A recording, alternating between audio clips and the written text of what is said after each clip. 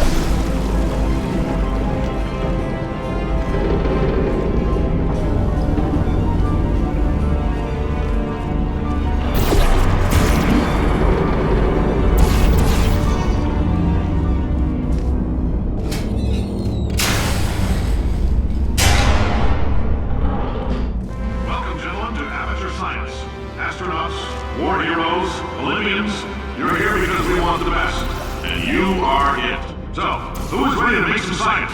I am. Now, you already met one another on the limo ride over, so let me introduce myself. I'm Cave Johnson. I own the place. That eager voice you heard is the lovely Carolyn, my assistant. Rest assured, she has transferred your honorarium to the charitable organization of your choice. Isn't that right, Carolyn? Yes, sir, Mr. Johnson. She's the backbone of this facility. Pretty as a postcard, too. Sorry, fellas. She's married. To science. There's 1,000 tests performed every day here in our enrichment spheres. I can't personally oversee every one of them, so these pre-recorded messages will cover any questions you might have and respond to any incidents that may occur in the course of your science adventure. Your test assignment will vary depending on the manner in which you have bent the world to your will. Those of you helping us test the repulsion gel today, just follow the blue line on the floor. Those of you who volunteered to be injected with praying mantis DNA, I've got some good news and some bad news.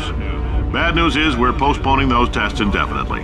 Good news is we've got a much better test for you. Fighting an army of mantis men. Pick up a rifle and follow the yellow line. You'll know when the test starts.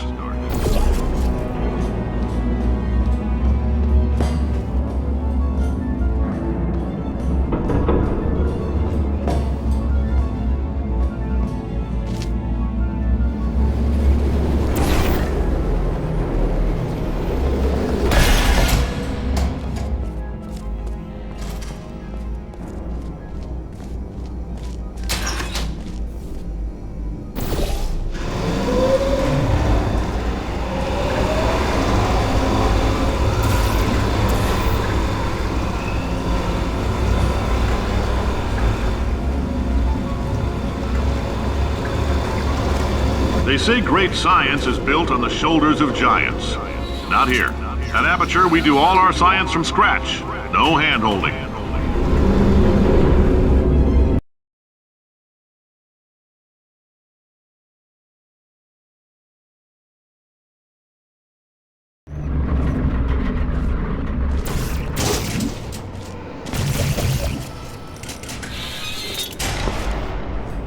All right, let's get started. This first test involves something the lab boys call repulsion gel. You're not part of the control group, by the way. You get the gel. Last poor son of a gun got blue paint. All joking aside, that did happen. Broke every bone in his legs. Tragic, but informative. Or so I'm told.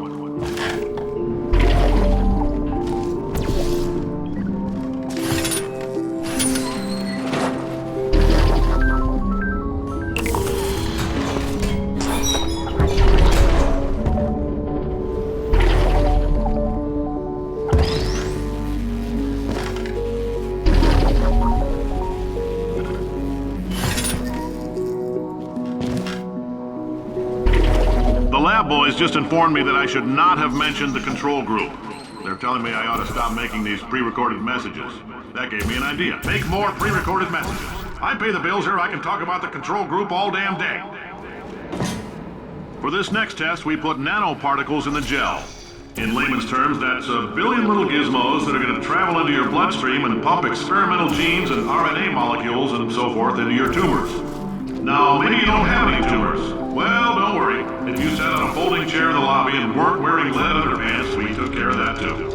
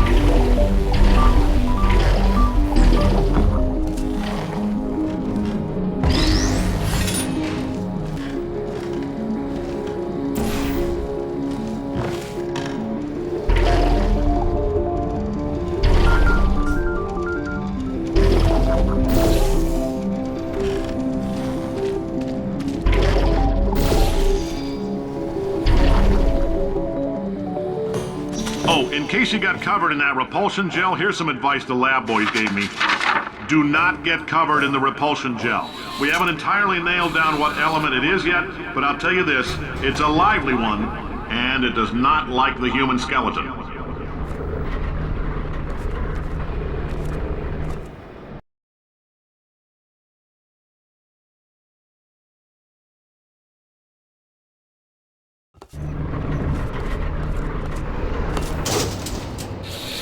All these science spheres are made of asbestos, by the way. Keeps out the rats. Let us know if you feel a shortness of breath, a persistent dry cough, or your heart stopping, because that's not part of the test. That's asbestos. Good news is the lab boys say the symptoms of asbestos poisoning show a median latency of 44.6 years. So if you're 30 or older, you're laughing. Worst case scenario, you miss out on a few rounds of canasta. Plus, I like your style. You make up your own rules, just like me. Bean Counter said I couldn't fire a man just for being in a wheelchair. Did it anyway. Ramps are expensive.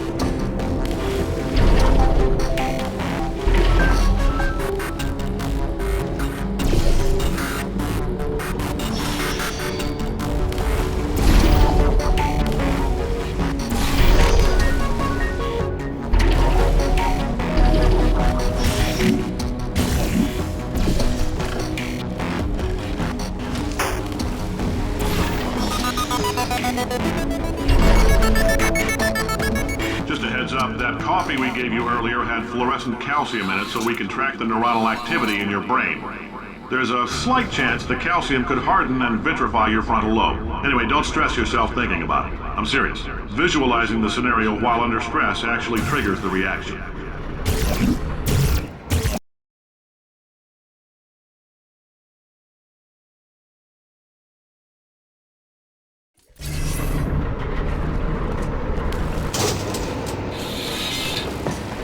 Now, if you're part of control group Kepler-7, we implanted a tiny microchip about the size of a postcard into your skull. Most likely you've forgotten it's even there. But if it starts vibrating and beeping during this next test, let us know. Because that means it's about to hit 500 degrees, so we're going to need to go ahead and get that out of you pretty fast.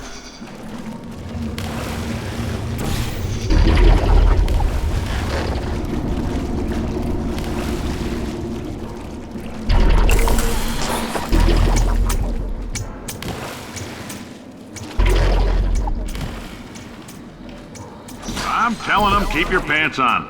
All right, this next test may involve trace amounts of time travel. So, word of advice, if you meet yourself on the testing track, don't make eye contact. Lab boys tell me that'll wipe out time. Entirely. Forward and backward. So, do both of yourselves a favor and just let that handsome devil go about his business.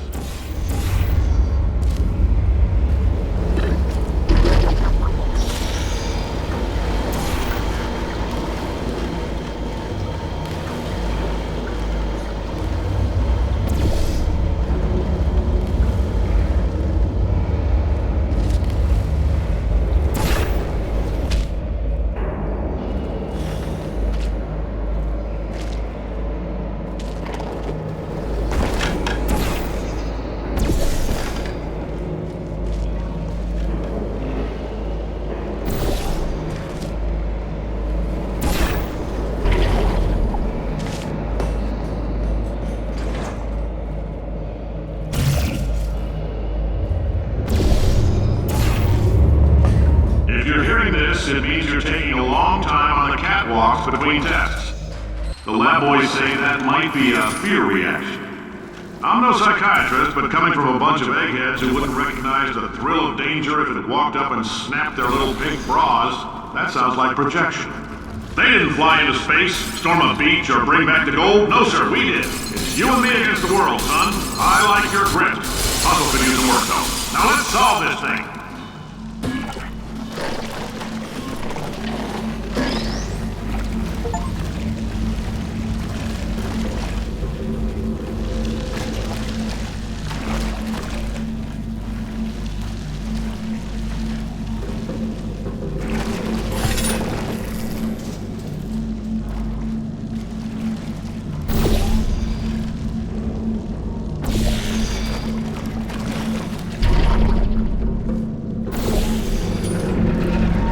Science isn't about why, it's about why not. Why is so much of our science dangerous?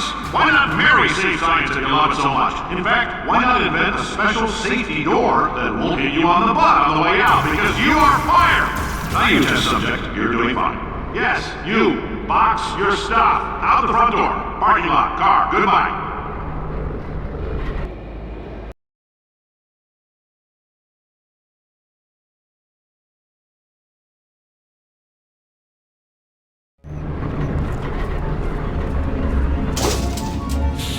Congratulations! The simple fact that you're standing here listening to me means you've made a glorious contribution to science.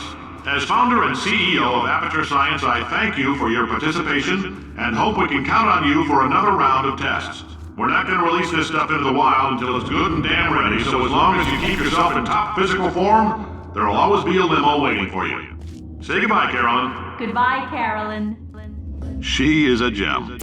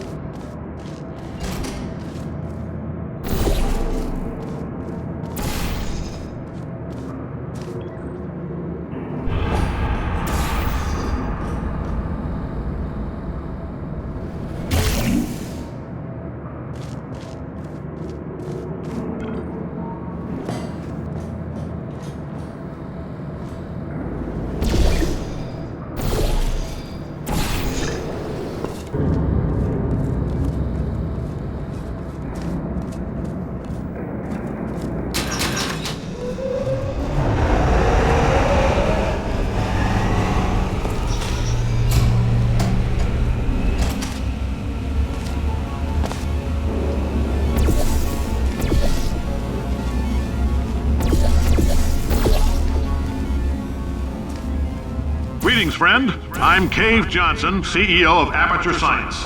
You might know us as a vital participant in the 1968 Senate hearings on missing astronauts. And you've most likely used one of the many products we invented, but that other people have somehow managed to steal from us. Black Mesa can eat my bankrupt... Sir, the testing? Right. Now you might be asking yourself, Cave, just how difficult are these tests? What was in that phone book of a contract I signed? Am I in danger? Let me answer those questions with a question. Who wants to make $60? Cat. Oh, hi. Say, you're good at murder. Oh, thanks. Did you feel that? That idiot doesn't know what he's doing up there. This whole place is going to explode in a few hours if somebody doesn't disconnect him. I can't move, and unless you're planning to saw your own head off and wedge it into my old body, you're going to need me to replace him. We're at an impasse. So what do you say? You carry me up to him and put me back into my body, and I stop us from blowing up and let you go. Wow, you stabbed me. What is wrong with you? Hold on. Do you have a multimeter? Never mind. The gun must be part magnesium. It feels like I'm outputting an extra half a volt. Keep an eye on me. I'm going to do some scheming. Here I go. Whoa, where are we? How long have I been out? That extra half volt helps, but it isn't going to power miracles. If I think too hard, I'm going to fry this potato before we get a chance to burn up in the atomic fireball that little idiot is going...